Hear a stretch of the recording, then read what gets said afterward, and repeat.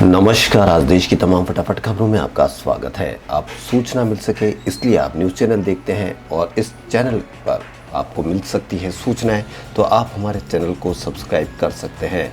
लेकिन यदि आप ऐसे चैनल देख रहे हैं जिसमें सिर्फ किसी का अपमान हो रहा हो या आपके मन में किसी के प्रति गंदगी भरने का काम हो रहा हो, और हाँ, ऐसे कामों से आपको अपने बच्चों की फीस से, बच्चों की बेरोजगारी से, बढ़ती महंगाई से और भी ऐसी समस्याएं जो कोरोना काल में आपने भुगती हो, उनकी समस्या का समाधान हो सकता हो, तो आप अवश्य देखें। वरना ऐसे चैनलों को बढ़ावा दें जिसमें आपको फ़ायदा हो सके, इन समस्याओं का निराकरण हो सकते हैं। तो बढ़ते हैं खबरों की ओर। उत्तर प्रदेश के मुजफ्फरनगर दंगों के जो 77 मुकदमे राज्य सरकार ने बिना कोई वजह बताए वापस ले लिए, वे दोबारा खुल सकते हैं। ऐसा सुझाव सुप्रीम कोर्ट में दिया गया है। सुप्रीम कोर्ट ने सांसदों विधायकों के मामले वापस लेने के लिए हाईकोर्ट की मंजूरी जरूरी कर दी है, ताकि वे पद का फायदा उठाकर अपने मुकदमे वापस नहीं करवा पाए। मुजफ्फरनगर देश के सबसे बड़े दंगों में से एक थे, जिसमें 60 लोग मारे गए और करीब 60,000 बेघर हुए थे। दंगों में कई बड़े बीजेपी नेताओं पर मुकदमे दर्ज हुए थे। सुप्रीम कोर्ट में अब 77 मुकदमों की फहरिस्त दाखिल करने कहा गया है कि वह इन्हें यूपी सरकार ने बिना कोई वजह बताए वापस ले लिया है। इस मामले में एमिकस क्यूरी ने सुझाव दिया है कि हाईकोर्ट चाहे तो उनको दोबारा परीक्षण कर सकता है।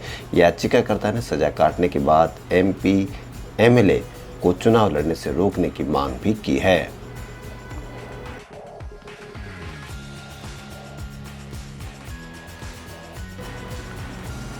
दिल्ली सिख गुरुद्वारा प्रबंधक कमेटी चुनाव हुए, जिसमें बड़ा उलटफेर सामने आया। दिल्ली सिख गुरुद्वारा प्रबंधक कमेटी के मौजूदा अध्यक्ष सरदार मनजिंदर सिंह सिरसा चुनाव हार गए हैं।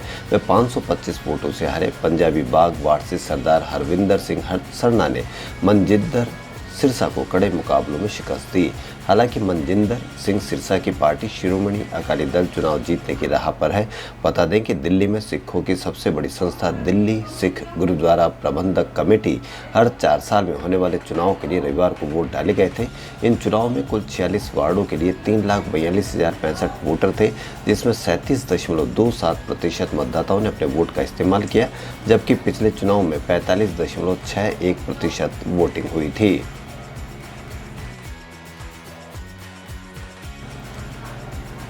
केरल उच्च न्यायालय की एक वृहद पीठ इस संभावना पर विचार करेगी कि क्या विशेष विवाह कानून के तहत शादी वीडियो कॉन्फ्रेंसिंग के माध्यम से ऑनलाइन कराई जा सकती है या नहीं।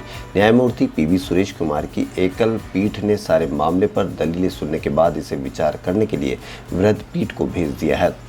यह आदेश कई याचिकाकर्ताओं की दलीलों पर आया, जिन्होंने तर्क दिया कि कानून के तहत विवाह के लिए दूल्हा और दुल्हन की व्यक्तिगत शारीरिक उपस्थिति आवश्यक नहीं है।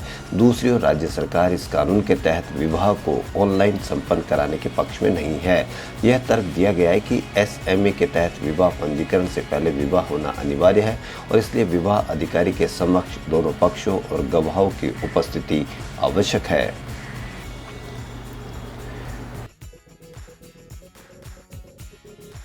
गन्ना किसानों के लिए सरकार ने बुधवार को बड़ी घोषणा की है। सरकार ने आज बताया कि उसने गन्ने के एफआरपी यानी फेयर एंड रेवेन्यूटिव प्राइस में बढ़ोतरी की है।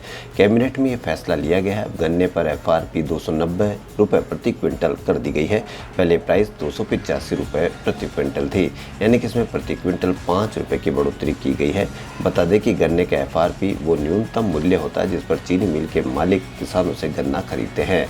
सरकार के मुताबिक इस फैसले से 5 करोड़ गन्ना किसानों को फायदा होगा। वहीं इससे शुगर मिलों और इससे काम से जुड़े अन्य लगभग 5 लाख मजदूरों को भी फायदा होगा। केंद्रीय मंत्री पीयूष गोयल ने आज इस संबंध में एक प्रेस कॉन्फ्रेंस कर कई घोषणाएं की। उन्होंने बताया कि केंद्रीय मंत्रिमंडल ने 2021-22 के लिए गन्ने का उचित और लाभकारी मूल्य 5 रुपये बढ़ाकर 290 रुपये प्रति क्विंटल कर दिया है।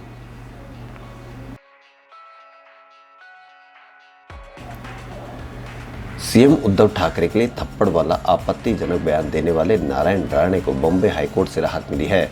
बुधवार को कोर्ट ने कहा कि राणे के खिलाफ नासिक में दर्ज एफआईआर पर 17 सितंबर तक कार्रवाई न की जाए। इसके साथ ही पुणे में दर्ज केस की सुनवाई भी टाल दी गई है। मंगलवार को नासिक पुलिस ने उन्हें गिरफ्तार किया था, बाद में वे जमानत पर रिहा हो गए। अब नासिक पुलिस ने अपने यहाँ दर्ज एक केस में राणे को नोटिस भेजकर उन्हें 2 सितंबर को हाजिर रहने के लिए कहा है। राणे के खिलाफ पहला केस नासिक में ही दर्ज किया गया था और यहीं से उनके खिलाफ वारंट भी जारी हुआ था। इस बीच राणे की जन आशीर्वाद यात्रा 2 दिन के लिए स्थगित कर दी गई है। राणे की गिरफ्तारी के बाद नासिक में शिवसेना कार्यकर्ताओं ने बीजेपी ऑफिस पर पथराव किया था। इसके बाद भाजपा कार्यकर्ताओं ने पलटवार किया। इस हमले में कुछ शिवसैनिक घायल हुए थे। अब पुलिस ने इस मामले में 100 से ज्यादा लोगों के खिलाफ भद्रकाली पुलिस स्टेशन में केस दर्ज किया है। खबरों फिलहाल इतना ही। यदि आपको हमारा चैनल पसंद आए तो लाइक, सब्सक्राइब, शेयर अवश्य करें।